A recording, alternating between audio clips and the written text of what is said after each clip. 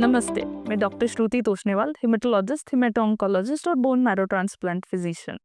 मैं आपको अपने YouTube channel Shri we care clinic पे स्वागत करती हूँ।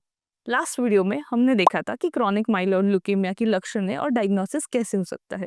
अब ये वीडियो में हम देखेंगे कि क्रॉनिक माइलोइड ल्यूकेमिया का ट्रीटमेंट, उसका प्रोग्नोसिस और उसका फॉलोअप हम कैसे करते हैं। जब हम इसका डायग्नोसिस कर लेते हैं तो अब जैसे कोई भी कैंसर है, हमको लगता है कि कैंसर है, ट्रीटमेंट मतलब chemotherapy, admission, hospitalisation, IV injections.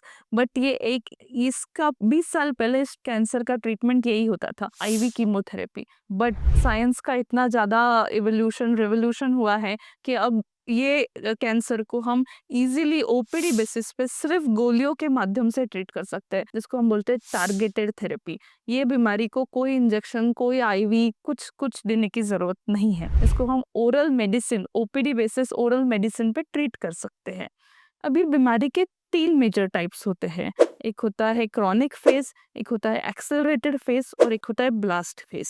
जो हम बोन मैरो करते हैं उसमें हम ब्लास्ट परसेंटेज से ये फेजेस का डिफरेंशिएशन करते हैं।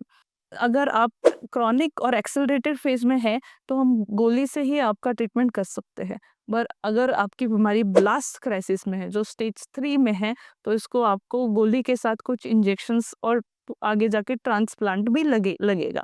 बट वो पेशेंट बहुत ज़्यादा कम है। मतलब अगर मैं 100 सीएमएल के पेशेंट देखूँ तो एक ही पेशेंट ब्लास्ट क्राइसिस में, 99 पेशेंट्स क्रॉनिक या एक्सेलरेटेड फेज में होते हैं। तो ये 99% बीमारी हम ओरल मेडिसिन पे ट्रीट कर सकते हैं। अब इंडिया में ये मेडिसिन इजीली अवेलेबल है। इसके बहुत सारे टाइप ऑफ मेडिसिन इंडिया में इजीली कॉस्ट इफेक्टिवली अवेलेबल है, जो हम ओपीडी बेसिस पे दे सकते हैं। और इसके कोई मेजर साइड इफेक्ट्स भी नहीं है। जो कुछ थोड़े माइनर साइड इफेक्ट्स है, जो हम आप रेगुलर फॉलोअप करके उसको डिटेक्ट करके उस पर प्रॉपर ट्रीटमेंट करेंगे तो आप बहुत कंफर्टेबली आपका क्वालिटी ऑफ लाइफ मेंटेन करते हुए ये ट्रीटमेंट ले सकते हैं। अब देखेंगे कि इसको हम फॉलो अप कैसे करते हैं, आपको कितने दिन गोली खानी है। नॉर्मली जैसे आप ये गोली चालू करते हैं तो विद इन 1 मंथ हम एक्सपेक्ट करते हैं कि आपका सीबीसी नॉर्मलाइज हो जाए। With in 3 months, 2 to 3 months आपका स्प्लीन चला जाना चाहिए। और इसका हमने इसका डायग्नोस्टिक टेस्ट किया था, BCR-ABL, उसका परसेंटेज हम कैलकुलेट करते हैं 3 महीने में, 6 महीने में, साल भर में। और अगर वो आप रेगुलर माइलस्टोन्स पे आपका वो परसेंटेज फॉल हो रहा है तो आपका बीमारी वेल कंट्रोल्ड है। हम आगे भी जब आप फॉलोअप पे आएंगे उसका वो परसेंटेज ऑफ BCR-ABL हम मेजर करते हैं। और अगर उसमें थोड़ा भी वेरिएशन है तो हम देखते हैं कि ड्रग में प्रॉब्लम है, कोई नए म्यूटेशंस डेवलप हो रहे हैं, या आप ड्रग टॉलरेट नहीं कर रहे, या ड्रग बराबर से नहीं ले रहे हैं, ऐसा कुछ है तो हम वही पॉइंट पे उसको रेक्टिफाई करने की कोशिश करते हैं ताकि आपका बीमारी बढ़े नहीं। अगर ये दवाई आपने बीच में ही बंद कर दी तो ये बीमारी डेफिनेटली बढ़ेगा। बट इसलिए ये दवाई, इसका जो ट्रीटमेंट हम दे रहे हैं वो आपको life long, almost long term के लिए लेना बहुत ज़रूरी है। आपको बहुत बेटर लगेगा 1 महीने में, 3 महीने में। तो बहुत सारे लोग आके बोलते हैं कि अब तो अच्छा लग रहा है, बीमारी चली गई, WBC नॉर्मल हो गया, स्प्लीन चले, फिर भी मुझे दवाई क्यों लेना है? क्योंकि आपके जो सेल्स में ये म्यूटेशंस है ये तो हो गया है। ये दवाई से वो म्यूटेशन हम कंट्रोल कर रहे हैं, तभी आपका सब नॉर्मल है। अगर दवाई बंद कर दे तो म्यूटेशन बढ़ता जाएगा और फिर बीमारी भी बढ़ेगी। इसलिए दवाई बंद करना ये बिल्कुल उचित नहीं है।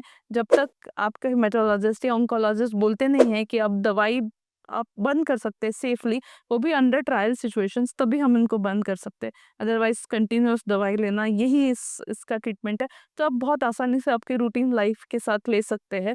अब अगर आप दवाई अच्छे से ले रहे हैं, सब माइलस्टोन्स अच्छे से फॉलो हो रहे हैं, तो इस बीमारी का प्रोग्नोसिस मतलब लॉन्ग टर्म सर्वाइवल कैसा है? तो नॉर्मली अगर ये बीमारी सब माइलस्टोन्स रेगुलरली फॉलो कर रही है, दवाई का असर अच्छा आ रहा है, तो नॉर्मली आपके लाइफ स्पैन 80 to 90% आप नॉर्मल लाइफ जी सकते हैं। जो आपके एज का इंसान जो बीमारी से अफेक्टेड नहीं है, वो जितना जी सकता है उतना ही आप ये बीमारी के साथ 80 to 90% लोग नॉर्मल लाइफ स्पैन जी सकते हैं। तो ये इतना खतरनाक ब्लड कैंसर हम सिर्फ एक गोली से ओपीडी बेसिस पे ऑलमोस्ट 80 to 90% क्योर रेट के साथ ट्रीट कर सकते हैं। तो ये है पूरी इन्फॉर्मेशन क्रॉनिक माइलॉइड ल्यूकेमिया के लिए। अब हम आगे के वीडियो में देखेंगे कि क्रॉनिक माइलॉइड ल्यूकेमिया के जो भी हम दवाई ले रहे हैं वो दवाई में कौन से टाइप्स हैं हमारे पास, उस दवाई के क्या साइड इफ़ेक्ट्स है, दवाई के स्पेसिफ़िक हम कैसे ले सकते हैं, बोन मैरो ट्रांसप्लांट की किसको ज़रूरत है, इस इस बीमारी में कोई immunotherapy, car T cell therapy, इन जो रिसेंट एडवांसेस है उसकी कोई ज़रूरत है क्या? और आगे के वीडियो में हम इसका नेक्स्ट पार्ट देखेंगे। अगर आपको ये वीडियो पसंद आया तो ये हमारे चैनल को लाइक, शेयर और सब्सक्राइब कीजिए। अगर इस बीमारी के बारे में आपको और भी कोई जानकारी चाहिए और या हेमेटोलॉजी रिलेटेड कोई भी जानकारी चाहिए तो आप हमारे डिस्क्रिप्शन बॉक्स में चेक कीजिए। बीमारी से रिलेटेड लिंक्स आपको उसमें मिलेंगे या फिर आप हमसे कनेक्ट कर सकते हैं कमेंट्स में। तो आप ज़रूर हमसे कनेक्ट कीजिए, हम आपकी सारी क्वेरीज सॉल्व करेंगे। तो हम कोशिश करते हैं कि आपके लिए नए-नए हेमेटोलॉजी के टॉपिक्स लेके आएँ, जिससे आप अवेयर रहे कि हेमेटोलॉजी में क्या चल रहा है, क्या डिसीजेस है और क्या ट्रीटमेंट।